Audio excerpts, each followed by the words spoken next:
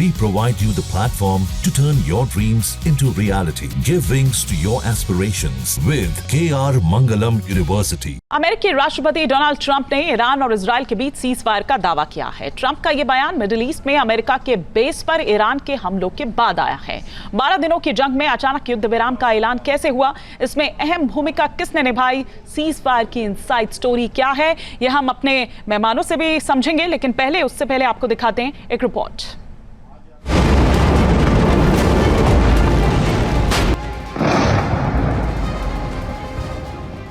Middle east में cease fire का ऐलान, भीषण जंग के बीच कैसे हुआ युद्ध विराम, ईरान इजराइल को मनाने का कैसा बना प्लान, अचानक कैसे थम गया बारूदी महाविनाश का तूफान, इजराइल और ईरान में भीषण बारूदी बवंडर के बीच अचानक सीज फायर के कॉल ने दुनिया को काफी हद तक राहत दी।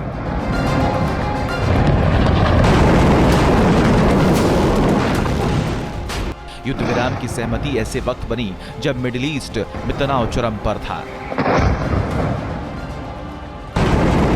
इजराइल और ईरान दोनों एक दूसरे पर घातक प्रहार कर रहे थे। बमबारी और मिसाइल अटैक से ईरान को जितना नुकसान हुआ, उतनी ही तबाही इजराइल में भी हुई।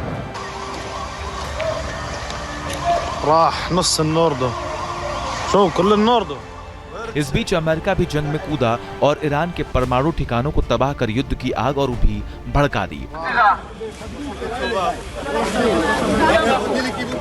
अमेरिका के बंकर बस्तर बम और टॉमहॉक मिसाइलों के हमलों ने ईरान का गुस्सा 7वें आसमान पर पहुंचा दिया। अमेरिका के हमलों का जवाब ईरान ने भी दिया। IRGC ने कुवैत, कतर, बहरीन और इराक में अमेरिकी बेस पर मिसाइल अटैक किया। इस हमले के बाद ईरान ने बदला पूरा होने का दावा किया। भीषण वार पलटवार के इस दौर में आशंका थी कि युद्ध और भड़केगा। मिडिल ईस्ट में हालात पहले से ज्यादा बिगड़ेंगे। मगर ईरान के पलटवार के कुछ घंटों बाद ही अमेरिका के राष्ट्रपति डोनाल्ड ट्रंप ने सीज फायर का ऐलान कर दिया। अब सवाल है कि अचानक सीज फायर की सहमति कैसे बनी? सीज फायर में सबसे अहम भूमिका किसने निभाई? सीज फायर को लेकर बात किसने शुरू की? सीज फायर की इनसाइड स्टोरी क्या है? इससे लेकर तमाम अटकलें हैं, लेकिन जिस तरह से शांति बहाली का ऐलान हुआ उसे सही फैसला माना जा रहा है, क्योंकि मिडिल ईस्ट में भड़की चिंगारी पूरी दुनिया के लिए खतरनाक बनती जा रही थी। टकराव बढ़ने के साथ ही तनाव बढ़ रहा था, मगर सीज फायर का ऐलान सबके लिए राहत लेकर आया। युद्ध विराम के लिए बीच का रास्ता निकाला गया। ऑपरेशनल ब्रेक के जरिए सेफ विंडो दी गई। ट्रंप ने सीज फायर की जानकारी सोशल मीडिया के जरिए दी और लिखा, अब जब सभी पक्ष अपने अभियान पूरे कर लेंगे तब युद्ध विराम शुरू होगा और 12 घंटे बाद दोनों शांत रहेंगे। 24 घंटे बाद यह युद्ध समाप्त माना जाएगा। 12 दिन की भीषण जंग के बाद सम्मानजनक रास्ते से युद्ध विराम लागू हो सके, इसके लिए पूरी कवायद की गई। हमलों की शुरुआत 13 जून को इजराइल ने की थी। उसका लक्ष्य ईरान का न्यूक्लियर प्रोग्राम रोकना था।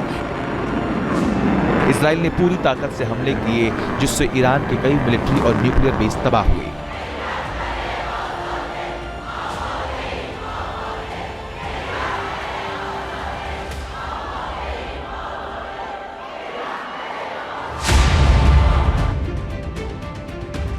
ईरान की टॉप मिलिट्री लीडरशिप को भी खत्म किया गया।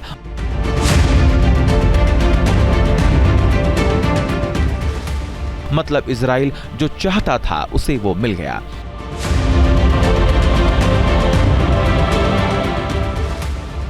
इजराइल के हमलों के बाद ईरान ने भी जबरदस्त पलटवार किया।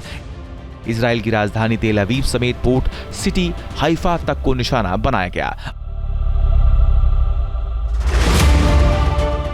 अपनी घातक मिसाइलों से ईरान ने इजराइल को गहरे जख्म दिए।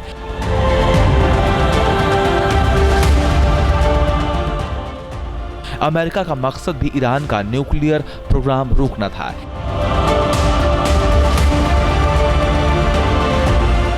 इसीलिए अमेरिका ने अपने बंकर बस्तर बम से ईरान के फोर्डो, नतांज और इस्फहान न्यूक्लियर प्लांट पर अटैक किया।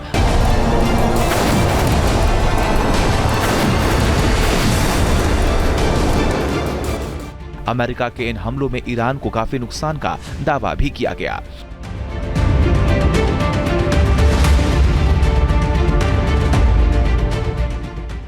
अमेरिका की कार्रवाई के बाद तनाव बढ़ गया। ईरान के पलटवार की आशंका बढ़ गई। माना यह जा रहा है कि तनाव के हालात के बीच ही ईरान को बदला लेने का मौका दिया गया। इसीलिए सोमवार देर रात ईरान की ओर से मिडिल ईस्ट में अमेरिका के सैन्य बेस पर मिसाइलें दागी गईं।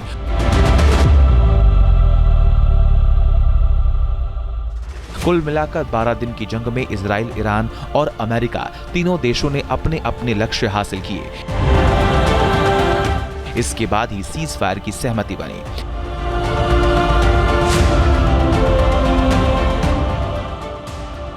इंटरकनेक्टेड सारे इश्यूज रहते हैं इसमें, और आप नोटिस करेंगे कि आफ्टर कतार was attacked yesterday, which also look कि काफ़ी हद तक उनको मालूम था कि ऐसा ही होने वाला है, और उसके बाद अमेरिका ने जब अपना एम हासिल कर लिया जो उन्हें फ़िलहाल चाहिए था, तो अभी ज़रूरत थी कि वक्त यही है कि अभी इससे पहले कि फुट ऑन ग्राउंड वाली सिचुएशन आ जाए तो इसे यहाँ पर रोक दिया जाए।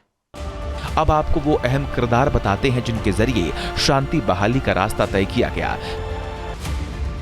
सीज फायर के पहले किरदार कड़ी अमेरिका के राष्ट्रपति ट्रंप हैं। दावा किया जा रहा है कि ट्रंप ने कतर के प्रधानमंत्री से ईरान को सीज फायर के लिए मनाने के लिए कहा।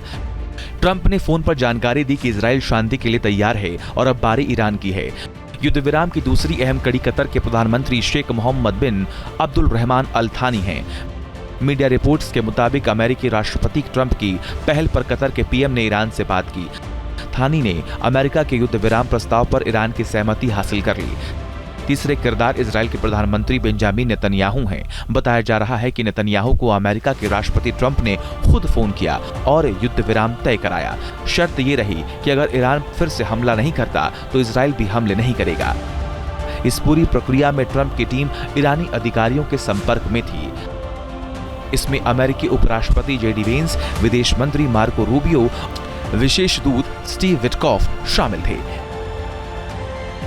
और ये अगर हम ईरान की तरफ से देखेंगे तो ईरान ने जो अपनी फेस सेविंग की है वो उन्होंने फेस सेविंग कर ली है रात को अटैक करने के बाद, जहां पे उन्होंने कतार में और इवन इराक में भी किसी बेस के ऊपर एक दो मिसाइल मारी है।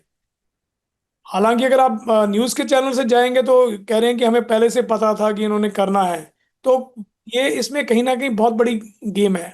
एज फार एज इसराइल को हम देखें तो इसराइल की तो एक क्लियर विक्ट्री है। उन्होंने नॉट ओनली ईरान को बट उसकी जितनी भी प्रॉक्सीज आर्मी हैं उनको भी कहीं ना कहीं नीचे कर दिया है। सीज फायर को लेकर सबकी अपनी भूमिका रही। फिलहाल सहमति बनी है और उम्मीद यही की जा रही है कि शांति के रास्ते से ही तमाम समस्याओं का आगे भी समाधान होगा। Team news nation. जहां भक्ति है हर शब्द में, कथाओं में छुपे हैं दिव्य रहस्य और ज्योतिष देता है जीवन को दिशा। धर्म से जुड़ी हर बातों को जानने के लिए हमारे चैनल स्तुति को सब्सक्राइब करें। चैनल पर जाने के लिए इस लिंक पर क्लिक करें।